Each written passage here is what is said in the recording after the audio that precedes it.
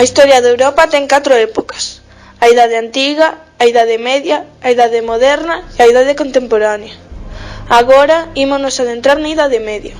A Idade Media está dividida en 3 períodos: a Alta Idade Media ou Idade Media Antiga, que transcorre do século V ao X; a Idade Media Clásica ou Idade Media Plena, que transcorre do século XI ao XIII; a Baixa Idade Media ou Idade Media Tardía, que transcorre nos séculos XIV e XV. A Idade Media foi un período dos 1000 anos, caracterizado polo predominio do cristianismo. Ese período tamén é coñecido como Idade das Tebras, porque non hai ningunha creación filosófica ou científica autónoma. A arte estivo fundamentada no cristianismo, en case todas as súas expresións.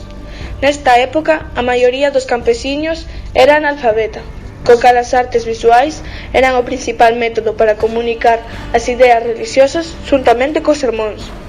A Igrexa Católica era unha das poucas institucións ricas abondo para pagar o traballo dos artistas, polo que a maior parte das obras sexan de natureza religiosa, arte sacra.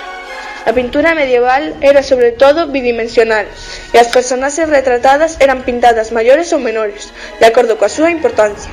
Tamén a tapicería foi a máis importante forma de arte medieval, pola súa utilidade a manter a calor interna dos castelos construídos de pedra no inverno, sendo a máis famosa o ciclo de A Señora e o Unicornio.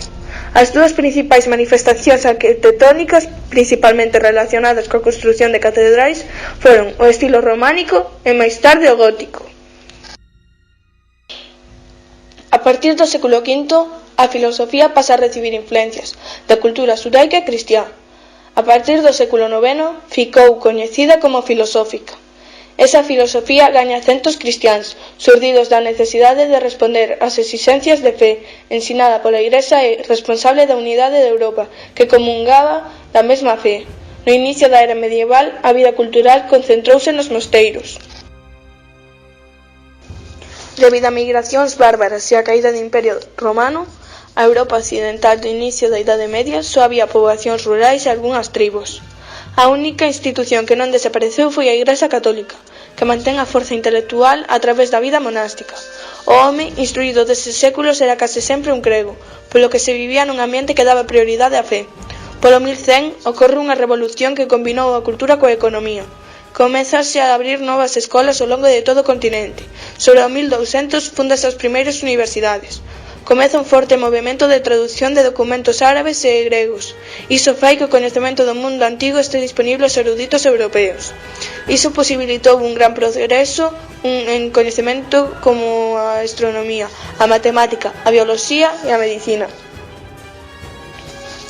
Causaban espanto e admiración innovacións como os grandes reloxos mecánicos, que transformaron a noción do tempo nas cidades. Descubríronse os óculos, lentes, en 1285 e a prensa móvil en 1448.